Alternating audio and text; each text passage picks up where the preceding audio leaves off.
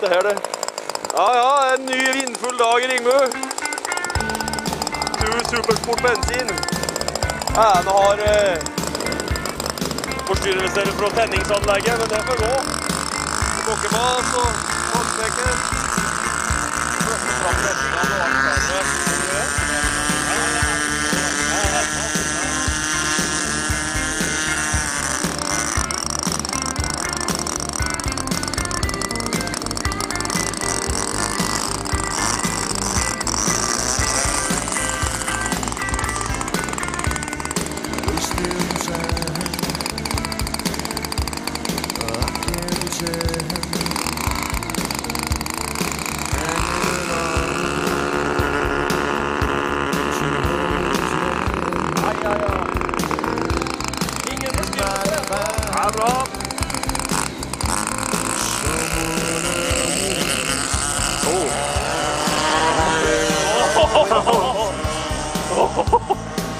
Hva kastet du, Bjørn?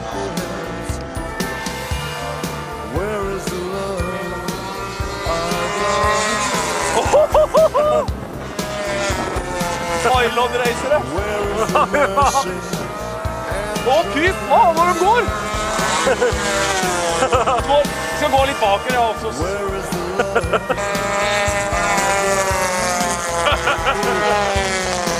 For en filmiddag til baker. Ja, ja, grått det.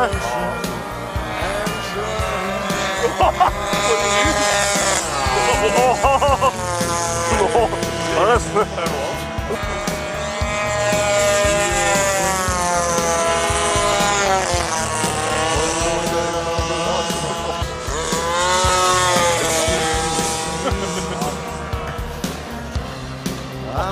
Nei, nå skal jeg filme.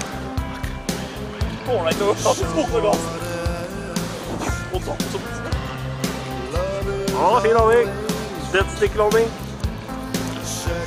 Bra. Ja, det er bra. Det er død-landing.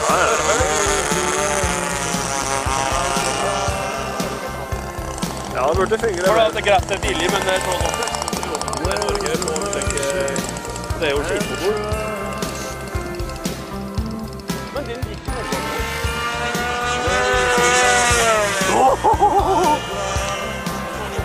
Det er sjukt, altså. Han fungerer godt, motoren når først fungerer. Den må først fungere. Det er like godt at det bråker.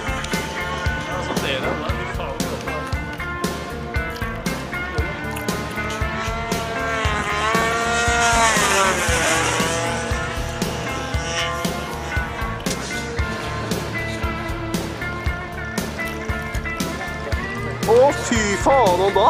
Åh! Var det mistet, altså? Gjorde du? Ja, bra. Ringebø, Erstrøm.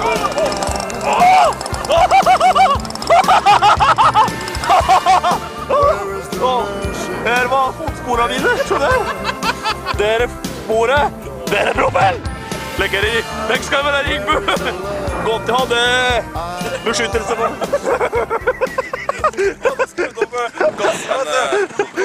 Det går noe som var det.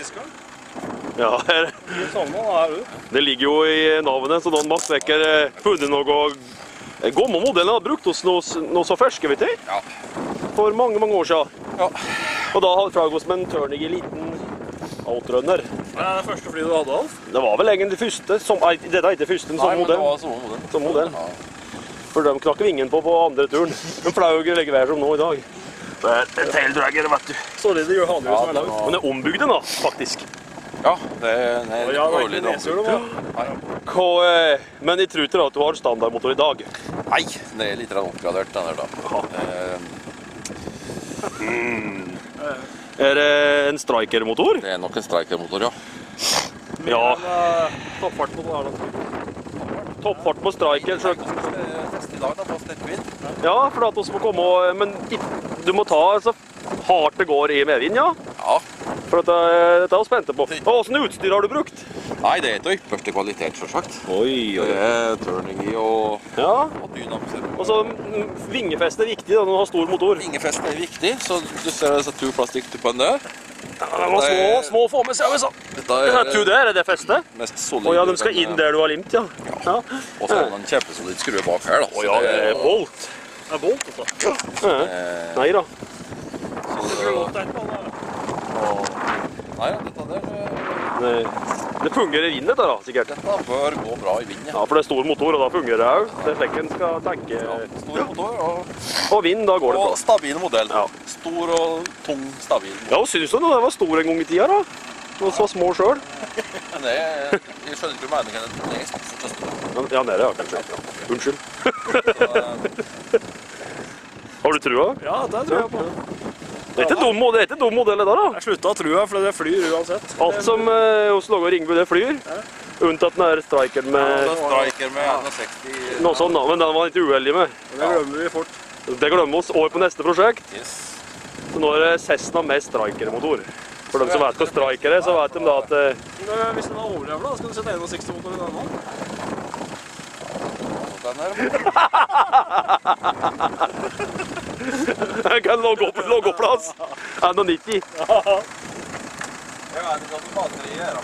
Ja, amen. Kokken skal jomfrutur på en motor som er gister.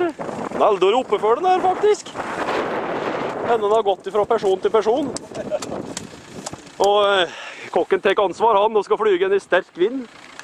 Skal se på vindpørsa. Godt er motoren da. Slik er det i Ringbu nå. Det ser ikke så aller verst ut akkurat nå, da, men dette her er veldig kassende. Hei!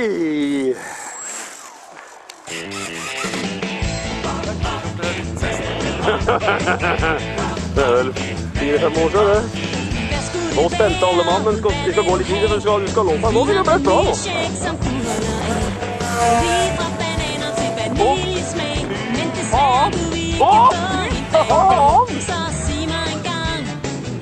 Det er det sjukeste jeg har sett. Lurer på om noen skal sende e-post eller før du får den til bygger om om. Mennesker møtes på en mælkepop, med stjernerne fødes, fyldes glassen ned. Med drømme om en nuværende stjernedrøs, og 25 øer Ja! Så sig mig en gang, hvad vil du have? Er du gået med noget vand? Mælkepop er simpelthen en kæmpe succes, og vi bliver rigtig rige, hvis vi bliver ved. Når jeg står ved min maskine og laver en drink, så er jeg mælkepoppens dronning, det der klarer det ikke. Nu skal poppen lukkes, så er det sidste glas. Hjælp mig lige med at sætte alt på plads. Og der står der samme en med hende bagi. Vi venter ikke at knekke det. Tak skal du have. Tåler du alt som ligger der, da? Smager lidt af banan. Er du dum eller hvad? Ja, du stopper den, ja. Sant det med det nå.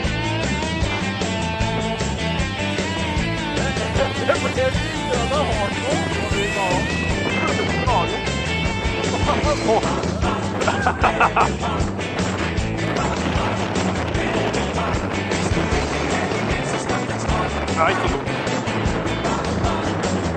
Ja, sånn. Men du må...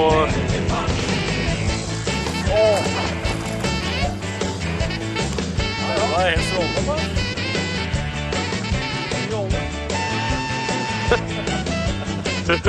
Han så farlig fornøyd ut med flyet.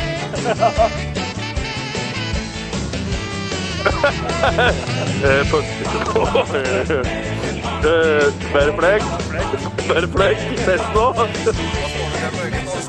Ok. Han skal prøve rett meg. Du må smøre solen litt. Ja, ok. Nei, bli kvitt det. Nei da. Dette blir vanskelig å filme. Det lønner seg å kjøre ned framfor deg selv, Alf. Og ikke midt, men altså framfor her.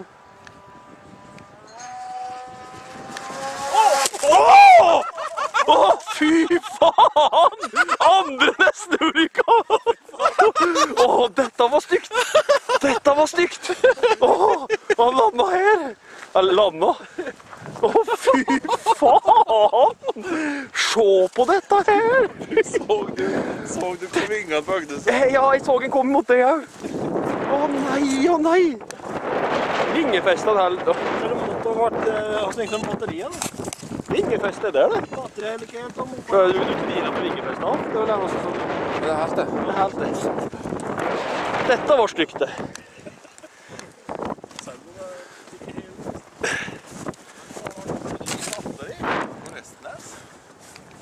Det er vinger her, da. Ja, men bakgrunnen da? Du har den i hånda. Det er så lite at den ser det ikke. Denne var stygg. Fy faen, det er lite vindkast så du har haft den i hugget, vet du. Nei, jeg har den nedover da hele tiden. Ja. Jeg lå og presset nedover, så var det når jeg kom ned så akkurat som bare gikk inn. Det var trygt, det da. Kokken var litt redd. Det var andre gangen hun skrek i dag.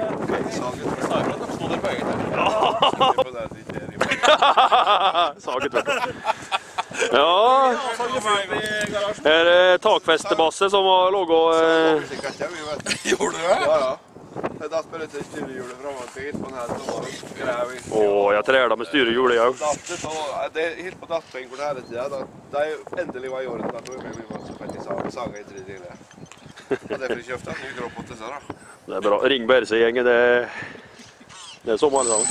Her er takfestebasse som har logget av flyet. Helt sett i hopet da. Her er en kokkebasse som skal flyge. Jomfrutur. Ja. Har du trua på modellen din i sterk vind? Jeg kan se noe sånn da.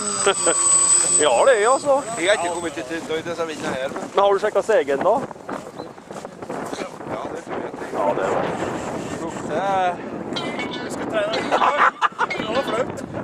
Etter 24 år så kom du inn i balanserollklubben.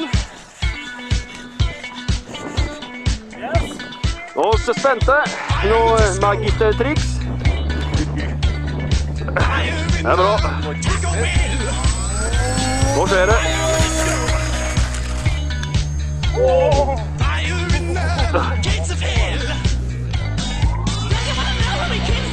Denne blir tilsatt.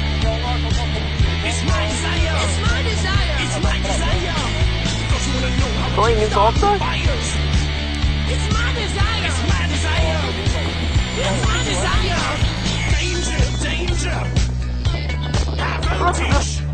When we touch, when we kiss, danger, danger. High voltage. When we touch, when we kiss, when we touch, danger, danger. High voltage. Awesome. When we touch, and when we kiss, danger, danger. High voltage. When we touch, when we kiss, when we touch, when we kiss.